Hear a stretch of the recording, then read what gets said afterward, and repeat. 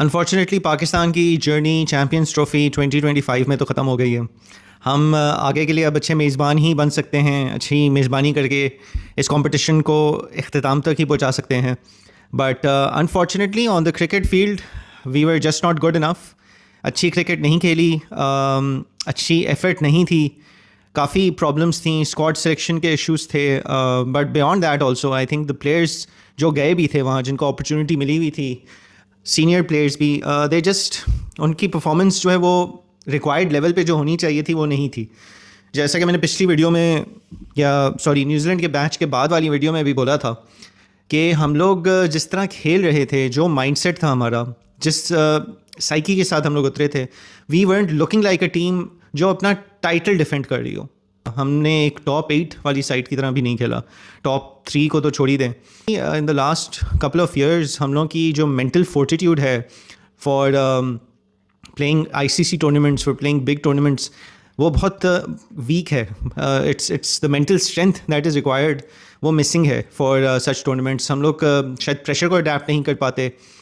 We are not able to take that pressure, चाहे वो bowlers हों, बैट्समैन हों। बॉलर्स का प्रेशर से ज़्यादा मुझे ऐसी फीलिंग आती है वो अपने आप को अप्लाई सही तरह नहीं कर रहे हैं।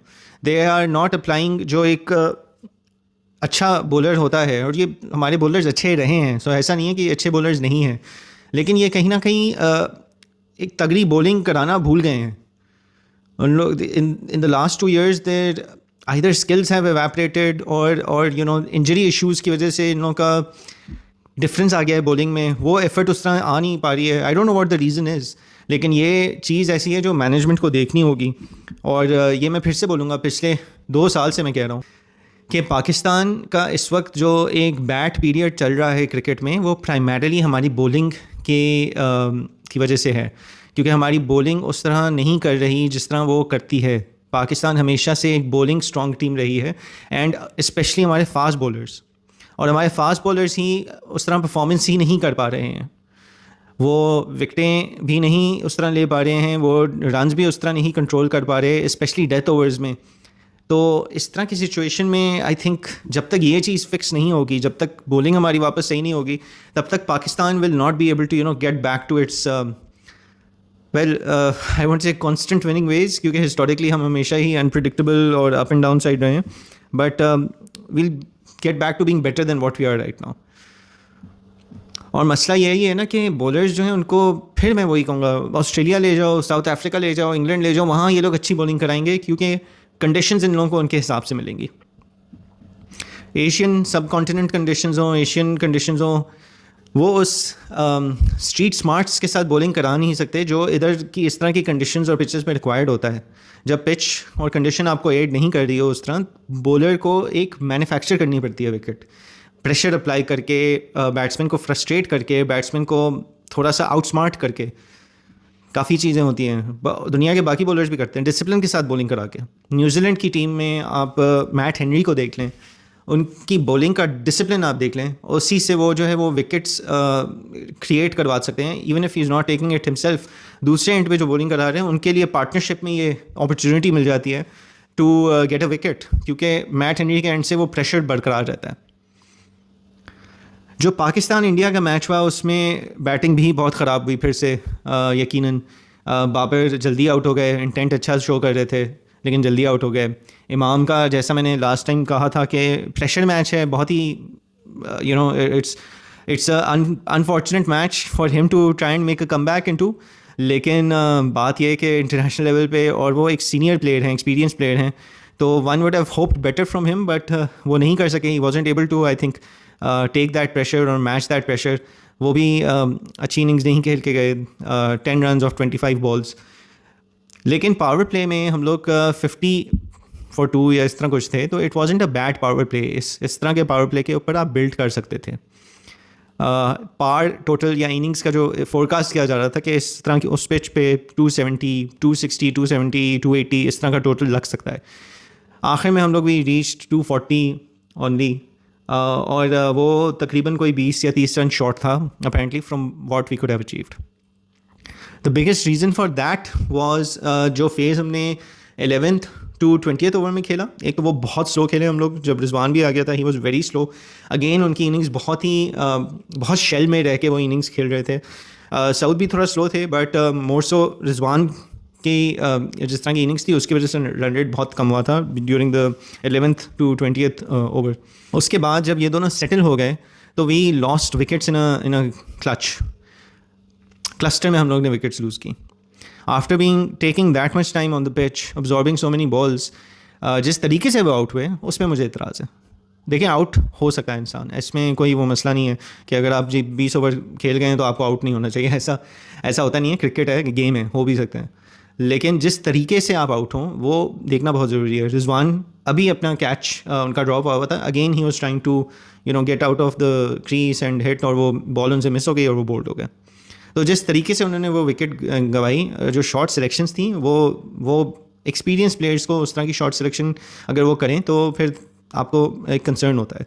उसके बाद भी अनफॉर्चुनेटली बाकी भी जो है, Tayyab Tahir again wasn't able to deliver. Salman आज लंबी इनिंग्स नहीं खेल सके, थोड़ा सा उनका खुशदिल शाह के साथ थोड़ा टाइम लगा था, थोड़ी छोटी पार्टनरशिप बन गई थी, but he couldn't stay on. तो वो हमारी विकेट जल्दी निकल गई। फिर शाहीन शाह अफरीदी, मतलब वैसे तो he is a bowler but थोड़ी बहुत बैटिंग एबिलिटी है, लेकिन वो कुछ नहीं कर सके, पहली बॉल पे आउट हो गए। फिर नसीम शाह ने थैंकफुली खुशदिल शाह का थोड़ा साथ दिया, तो we were able to get till 240। Otherwise तो जिस तरह उस पीरियड में जिस तरह विकेट गिरना शुरू हो गई थी तो ऐसा लग रहा था कि शायद हम 200 या 210 पे ही ऑल आउट हो जाए, या even less than that. But 240 तक वो ले गए थे। Like I said, that was about 30 or 40 run short of where the target should have been.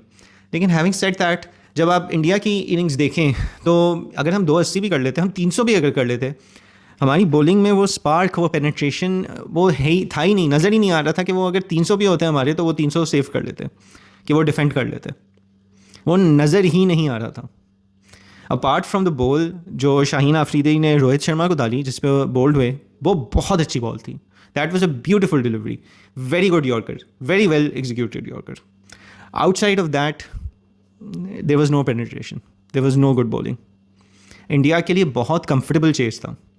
Kohli who apparently has been out of form, उनको हमने फिर से एक सेंचुरी करा दी। He loves batting against Pakistan, तो वो भी बहुत कंफर्टेबल सेंचुरी थी उनकी। अय्यर जो आए थे वो शुरू में बहुत स्लो खेल रहे थे, डॉट्स लग रही थी, मतलब अगर कोई मैच ना देख रहा होता और उस वक्त स्कोर देखता तो ऐसा लगता कि अय्यर को जो है प्रॉब्लम हो रही है। प्रॉब्लम नहीं हो रही थी, वो आराम से खेल रहे थे, अपना टाइम ले रहे थे। We were not able to create any sort of urgency or panic amongst any of them.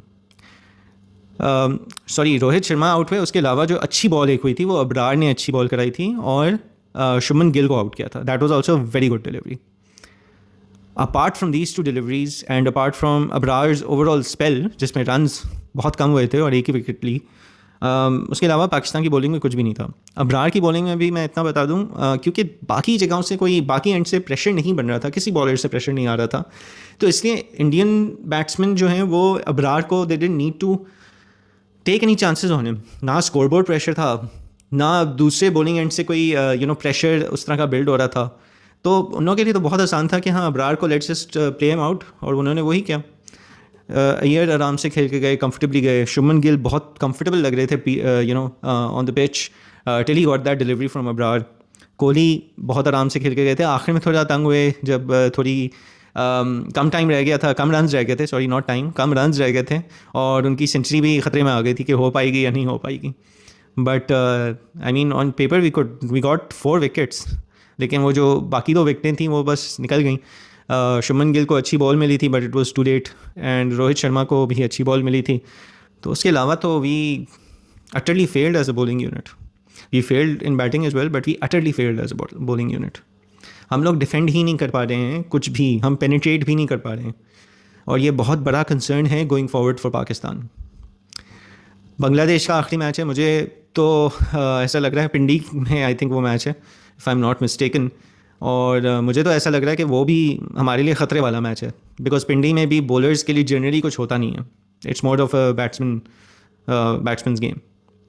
तो I hope I'm wrong and we are able to salvage some sort of pride. लेकिन very disappointing Champions Trophy for Pakistan. And देखें in the end strongest 2 teams from our group, India and New Zealand, वो चले गई आगे, वो deserve करती थी जाना, उन्होंने अच्छी क्रिकेट खेली, तगड़ी टीम्स के साथ खेली, तगड़े माइंडसेट के साथ खेले वो लोग एक्चुअली प्रॉपर मेंटल स्ट्रेंथ के साथ खेलने आए थे, परफॉर्मेंस करके आए थे और करके गए हैं. So I think they deserve to go through and good luck to them. I personally hope that either South Africa or New Zealand end up winning the Champions Trophy. Outside of them, obviously, then I would wish Afghanistan good luck कि वो जीत सकें कुछ. बहुत अच्छा होगा. It will be a momentous occasion if Afghanistan are able to win the Champions Trophy. Outside chance है, लेकिन you never know. But let's see how it goes. All the best to the rest of the teams. And as far as Pakistan goes, let's hope for the best going forward. अब next target हमारा 2026 का world cup होना चाहिए. And I hope PCB अब इस चीज़ को सही से एड्रेस करे, प्रॉपर एक टीम बनाए अभी से ही, प्रॉपरली आइडेंटिफाई करे प्लेयर्स अभी से ही, और सिर्फ 11 की टीम नहीं बनाएं, अभी से ही 15-18 लोगों की टीम आप बनाएं जो 2026 के वर्ल्ड कप में आपके स्क्वाड होगी. अभी से आप एक इस कोचिंग स्टाफ पे अग्री कर लें जो एटलीस्ट अगले 3 साल 4 साल रहेगा, नो मैटर वॉट. चाहे जो भी वो कैप्टन आप बनाएं, चाहे जो भी कोच हो, चाहे जो भी आपका सिलेक्शन कमेटी हो, अगले 4 साल तक एक कंसिस्टेंसी रहनी चाहिए. Give them time to build, to progress, to develop. No coaching changes, no captaincy changes. एक ही दफ़ा सही से अभी अपॉइंट करें और फिर let's see how it goes. But more than that, beyond that, Pakistan cricket के स्ट्रक्चर को चेंज होने की ज़रूरत है, सिस्टम को सही होने की ज़रूरत है. जब तक सिस्टम सही नहीं होगा तब तक कुछ भी सही नहीं होगा. Bring the right people for the right job. Domestic structure को अपने तवज्जो दें, उसको बेहतर बनाएं, उसको स्ट्रॉन्ग करें, और सिस्टम को डेवलप करें ऐसे कि you make sure your players are going through the domestic system and setup, and वहाँ से ही या तो नए प्लेयर्स आ रहे हों या इवन पुराने प्लेयर्स वहाँ से होते हुए वापस आएँ.